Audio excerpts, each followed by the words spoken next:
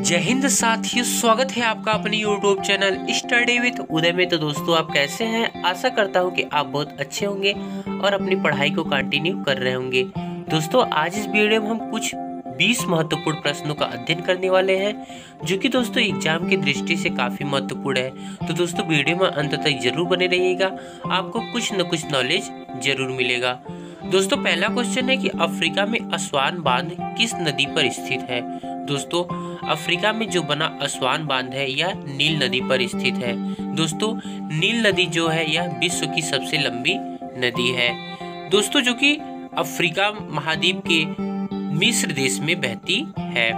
दोस्तों, अस्वान बांध या अधिक विशेष रूप से 1960 के दशक के बाद से अस्वान हाई डैम दुनिया का सबसे बड़ा तटबंध बांध है, जिसे 1960 और 1970 के बीच मिस्र के अस्वान में नील नदी के पार बनाया गया है।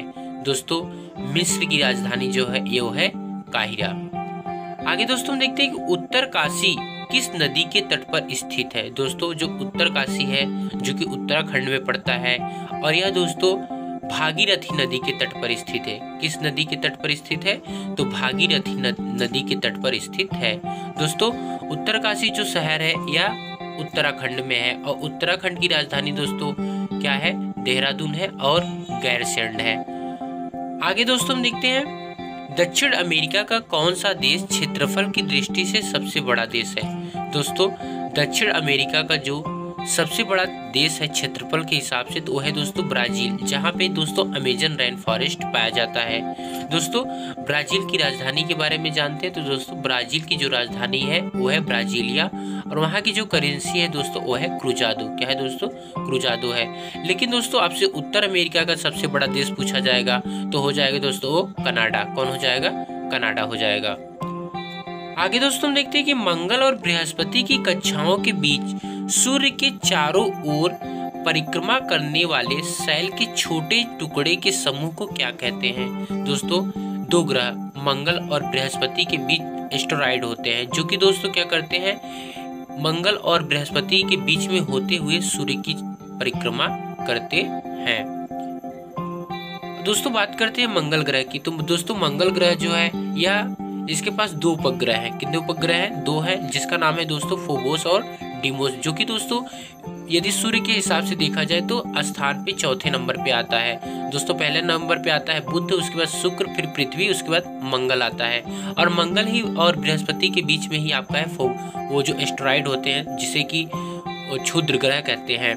दोस्तों, बृहस्पति ग्रह की बात करते हैं तो दोस्तों बृहस्पति जो है यह हमारे सौरमंडल का सबसे बड़ा ग्रह है, और सौरमंडल का सबसे बड़ा ग्रह होने के साथ साथ इसका जो सबसे बड़ा उपग्रह है दोस्तों वो है गैनीमेड, जिसे कि दोस्तों सौरमंडल का सबसे बड़ा उपग्रह भी कहा जाता है। दोस्तों, अलमाटी बांध किस नदी पर स्थित है? दोस्तों, अलमाटी जो बांध है यह कृष्णा नदी पर स्थित है। कौन सी नदी पर स्थित है? दोस्तों, यह कृष्णा नदी पर स्थित है। दोस्तों, लाल बहादुर शास्त्री बांध को अलमाटी बांध के नाम से भी जाना जाता है। भारत के उत्तर कर्नाटक में कृष्णा नदी पर एक जल विद्युत परियोजना है, जो जुलाई 2005 में पूरी हुई थी। बांध का लक्ष्य वार्षिक विद्युत उत्पादन 560 मेगा यूनिट है। आगे दोस्तों हम देखते हैं कि जवाहर सागर, राणा प्रताप सागर और गांधी सागर जलाशयों का निर्माण किस नदी पर किया गया है? दोस्तों, जवाहर सागर, राणा प्रताप सागर और गांधी सागर जो जलाशय है इनका निर्माण चंबल नदी पर किया गया है। कौन सी नदी पर किया गया है? तो दोस्तों यह चंबल नदी पर किया गया है। दोस्तों, कमेंट बॉक्स में आपको बताना है कि कोटा किस नदी के किनारे स्थित है? Kota is situated on the bank of which river? Zojila दर्रा किन किन को जोड़ता है? तो दोस्तों, जो जोजिला दर्रा है यह आपका लेह को श्रीनगर से जोड़ता है। लेह को किससे जोड़ता है? श्रीनगर से जोड़ता है।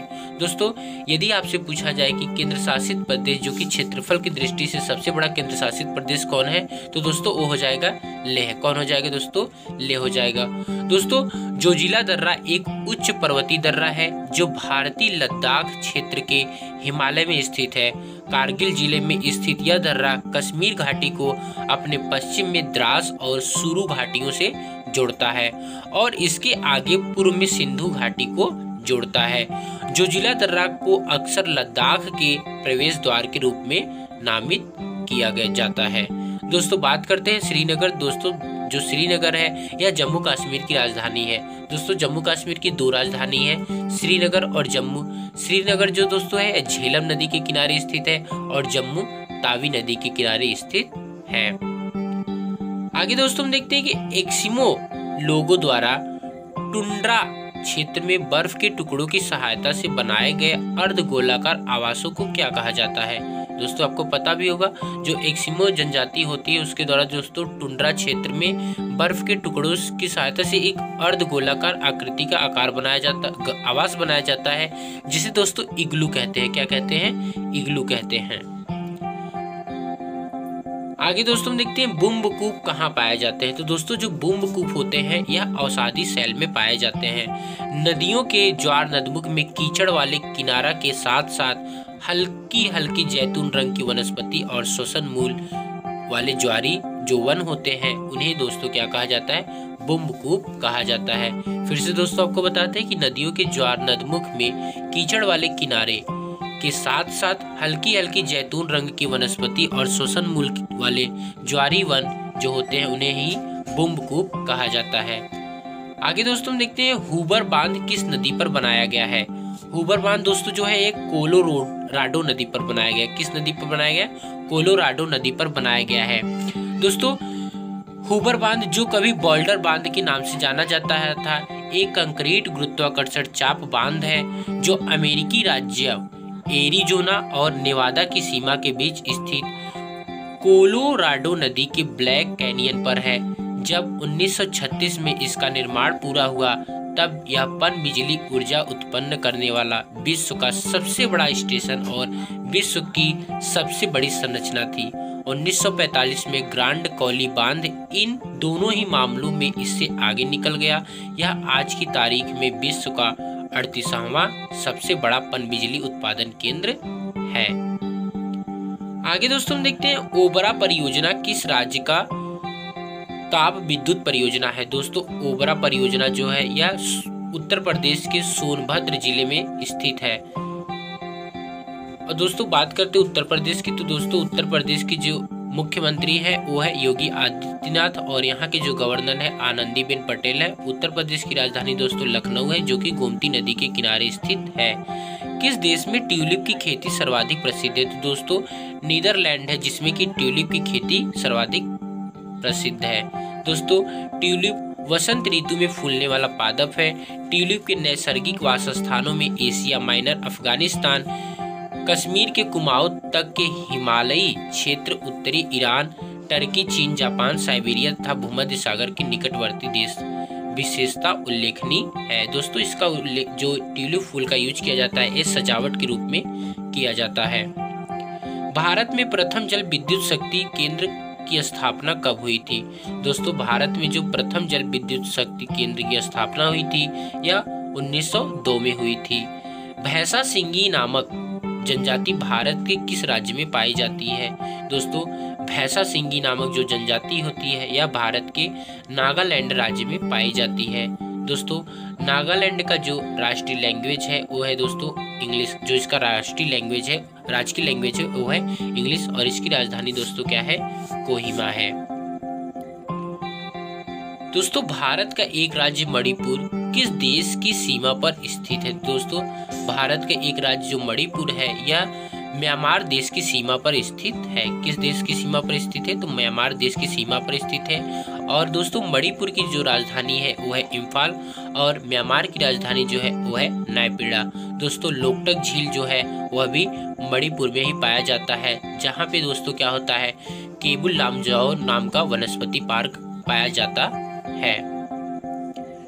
आगे दोस्तों देखते हैं कि भारत का सर्वाधिक वर्षा वाला स्थान मानिसराम किस राज्य में है? दोस्तों भारत का जो सर्वाधिक वर्षा वाला स्थान मानिसराम है यह भारत के राज्य मेघालय में स्थित है। कहाँ स्थित है? मेघालय में स्थित है। बात करते हैं दोस्तों मेघालय की राजधानी, तो मेघालय की राजधानी दोस्तों क्या होता है? शिलांग होता है। दंडकारण्य प्रोजेक्ट मध्य प्रदेश के किस जिले में है? दोस्तों दंडकारण्य जो प्रोजेक्ट है यह मध्य प्रदेश के बस्तर जिले में है। कौन सी जिले में है, तो बस्तर जिले में है। दंडकारण्य परियोजना या DNK, इसको दोस्तों 60 में DNK प्रोजेक्ट कहते हैं, भारत सरकार द्वारा सितंबर 1958 में बांग्लादेश से विस्थापितों के निपटान के लिए और स्थानीय आदिवासी आबादी के हितों को बढ़ावा देने के लिए विशेष रूप से क्षेत्र के एकीकृत विकास के लिए डिजाइन की गई कार्यवाही का रूप था। आगे दोस्तों हम देखते हैं राजस्थान की गंग नहर को पानी किस नदी से प्राप्त होता है। दोस्तों राजस्थान की जो गंग नहर है इसको पानी जो मिलता है वह सतलज नदी से मिलता है।